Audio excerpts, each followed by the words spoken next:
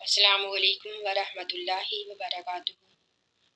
نحمدہ ونصلی علی رسولہ الکریم، اما بعد، فاعوذ باللہ من الشیطان الرجیم، بسم اللہ الرحمن الرحیم۔ ربی اشرح لی صدری ویسر لی امری واحلل عقدۃ من لسانی لیفقہوا قولی۔ اللہ تعالیٰ قرآن پاک میں فرماتے ہیں، یا ایھا الذین آمنوا، اے لوگو جو ایمان لائے، ما لکم، کیا ہے تمہارے لیے۔ یہاں پر ما جو ہے یہ سوالیہ ہے۔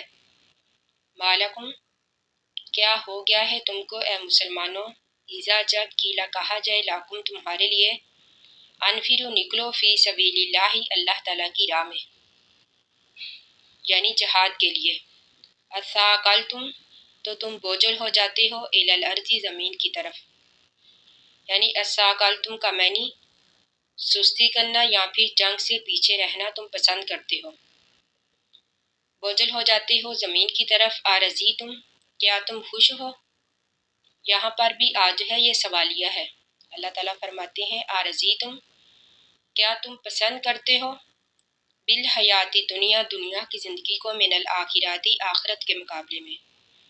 فما، پس نہیں ہے، متاع الحیات دنیا، متاع فائدہ، الحیات دنیا، دنیا کی زندگی کا، فی الآخراتی، آخرت کے مقابلے میں، الا قلیل، مگر تھوڑا۔ اللہ تعالیٰ فرماتے ہیں کہ اے مسلمانوں، کیا تم نے دنیا کی زندگی کو پسند کر لیا ہے آخرت کے مقابلے میں؟ لیکن دنیا کی زندگی کا فائدہ جو ہے یہ آخرت کے مقابلے میں بہت ہی تھوڑا ہے۔ اس آیت کی تفسیر کچھ اس طرح ہے کہ روم کے عیسائی بادشاہ ہرقل کے بارے میں یہ اطلاع ملی کہ وہ مسلمانوں کے خلاف جنگ کی تیاری کر رہا ہے، تو آپ نبی اکرم صلی اللہ علیہ وآلہ وسلم نے بھی جنگ کی تیاری کا حکم دے دیا، یعنی مسلمانوں کو بھی جنگ کی تیاری کرنے کا حکم دیا۔ یہ شوال 9 ہجری کا واقعہ ہے۔ سخت گرمی کا موسم تھا اور سفر بھی لمبا تھا، اس لیے آپ کا یہ حکم منافقین اور بعض مسلمانوں پر گرا گزرا۔ تو اس آیت میں انہی لوگوں کے لیے زجر و تبیح ہے، یعنی اللہ تعالیٰ فرماتے ہیں کہ جب تمہیں جہاد کے لیے کہا جائے تو تم سستی کرتے ہو۔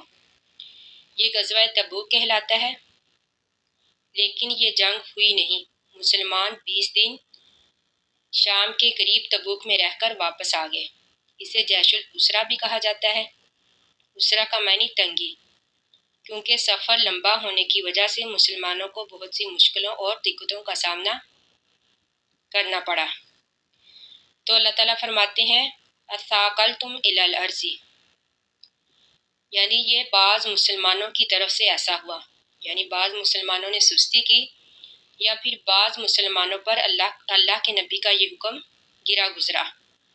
تو اللہ تعالیٰ فرماتے ہیں، فما متاع الحیات دنیا فی الآخرات الا قلیل، کہ دنیا کا فائدہ جو ہے آخرت کے مقابلے میں بالکل ہی تھوڑا ہے۔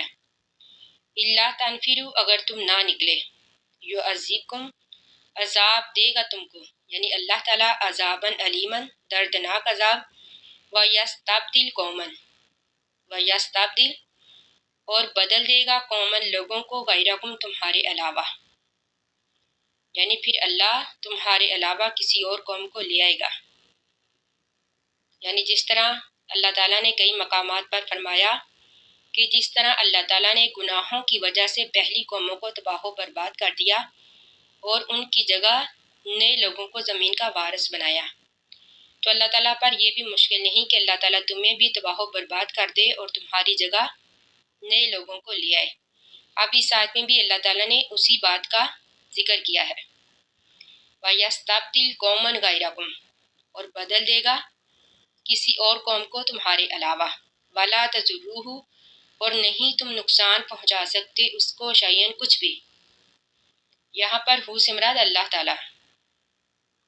اللہ تعالیٰ نے فرمایا کہ پھر تم اللہ کا کچھ بھی نہیں بگاڑ سکتے۔ واللہ، اور اللہ تعالیٰ، علی کل شیء قدیر، ہر چیز پر قادر ہے۔ یعنی اگر تم جہاد سے پیچھے رہو گے، جہاد سے جان چھڑاؤ گے، اگر یعنی کہ اللہ کے نبی کی مدد نہیں کرو گے تو اللہ کو اس کی کوئی پرواہ نہیں، یعنی اللہ کسی کا محتاج نہیں۔ تو اللہ تعالیٰ فرماتے ہیں ان اللہ واللہ علی کل شیء قدیر، بے شک اللہ تعالیٰ ہر چیز پر قادر ہے، یعنی اللہ تعالیٰ اپنے نبی کی معجزانہ طریقے سے بھی مدد کر سکتا ہے، یعنی اللہ تعالیٰ کسی کی مدد کا محتاج نہیں۔ البتہ اگر تم کوئی نیکی کرو گے تو اس کا اجر تمہارے لیے ہی ہے، لیکن اگر تم اللہ کی نافرمانی کرو گے، گناہ کرو گے، تو اس کا وبال بھی اللہ تعالیٰ فرماتے ہیں کہ لوگوں تمہارے ہی نفسوں پر ہے، یعنی اللہ کا اس سے کوئی نقصان نہیں ہوگا۔ اللہ تعالیٰ سے دعا ہے کہ ہم نے جو بھی پڑھا اللہ تعالیٰ ہمیں اس کو سمجھنے اور اس پر عمل کرنے کی توفیق عطا فرمائے، آمین ثم آمین۔ آخر دعوانا ان الحمد للہ رب العالمین۔ السلام علیکم ورحمۃ اللہ وبرکاتہ۔